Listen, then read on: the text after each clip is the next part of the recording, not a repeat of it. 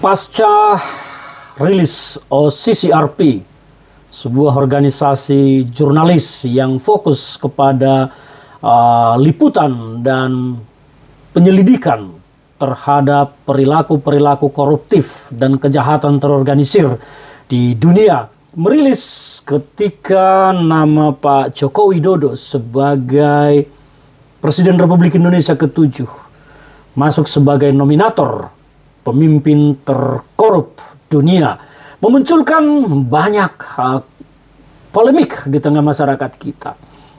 Salah satunya adalah dugaan-dugaan tentang perilaku korupsi yang telah dilakukan oleh Joko Widodo selama menjabat, dan dugaan-dugaan perilaku koruptifnya terhadap undang-undang, demokrasi, dan hukum yang dilihat oleh publik, terutama oleh para investigator dari OCCRP yang melihat bahwa demokrasi di Indonesia telah dibusukkan, dirusak, dan dicemari oleh Jokowi dengan kepentingan pribadinya menjadikan Gibran Rakabuming Raka sebagai cawapres pada kala itu.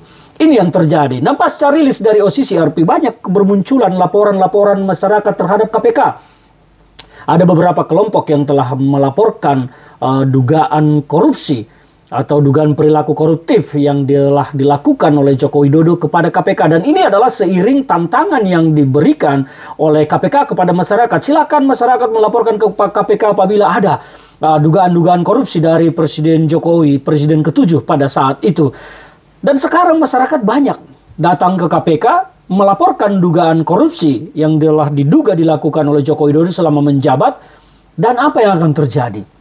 Ini menjadi misteri bagi kita. Apakah KPK akan menelusuri dugaan-dugaan yang telah dilaporkan oleh masyarakat tersebut, ataukah KPK akan mendiamkan begitu saja dan tumpukan-tumpukan kertas laporan masyarakat tersebut dibiarkan menjadi sampah tak berguna?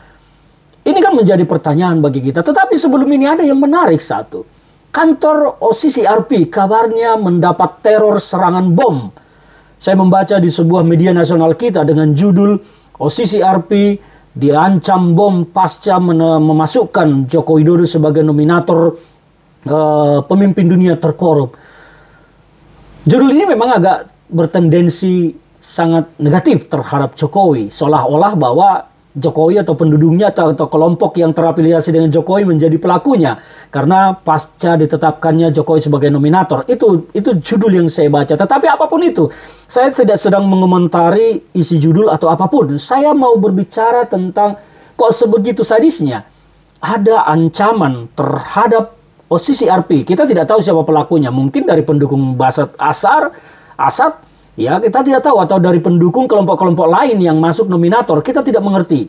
Tetapi judulnya menuliskan begitu. Ya, memang betul bahwa Jokowi masuk sebagai nominator dan pasca itu sekarang ini ada ancaman bom. Tetapi siapa pelakunya kita tidak tahu.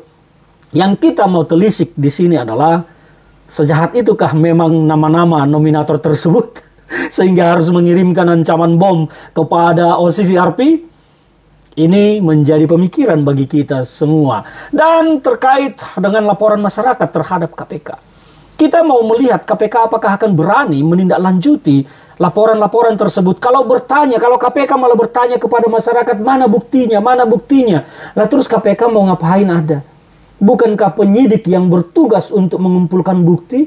Masyarakat itu kan sifatnya memberikan laporan umum, pengaduan masyarakat.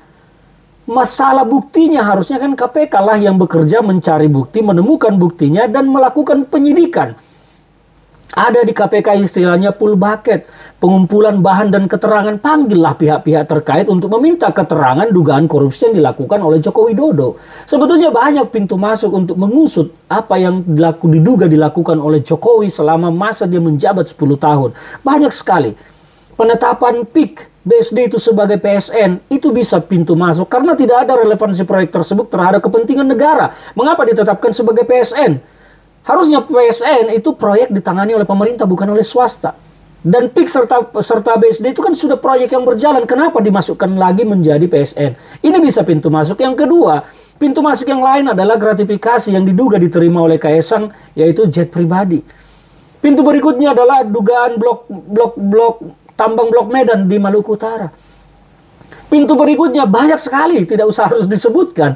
Banyak pintu yang bisa masuk untuk mengusut dugaan korupsi Joko Widodo. Tetapi apakah KPK akan melakukannya? Saya sangat pesimis dengan hal ini. Saya tidak percaya KPK akan mau melakukannya. Jangankan berani, mau melakukannya saja tidak. Niat saja tidak akan dipunyai oleh KPK. Apalagi bicara tentang keberanian, saya tidak percaya. Maka ya mungkin negara kita akan menjadi begini terus, tetapi bahwa dimasukkannya Jokowi sebagai nominator pemimpin dunia terkorup, ya hanya akan merugikan Jokowi dan Gibran secara politik, karena 2029 berita ini akan kembali melambung dimainkan untuk kepentingan politik nantinya. Harusnya Jokowi, kalau memang dia mau bersih namanya, berani menggugat OCCRP atau melaporkan OCCRP secara pidana, kemudian menggugatnya secara perdata untuk mengganti rugi imaterial, karena telah dituduh sangat tidak baik. Karena masuknya Jokowi sebagai nominator itu sangat merugikan Jokowi, merugikan nama baiknya, merugikan kepentingannya, banyak hal. Tapi kenapa Jokowi tidak berani mengambil langkah hukum?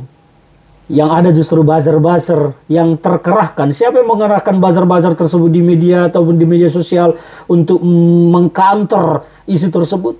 Tidak jelas. Tetapi yang pasti, ingat omongan saya ini, 2029 isu ini akan menjadi gorengan yang renyah, gurih untuk menghantam Gibran kalau Jokowi tidak berani mengambil langkah hukum terhadap OCCRP.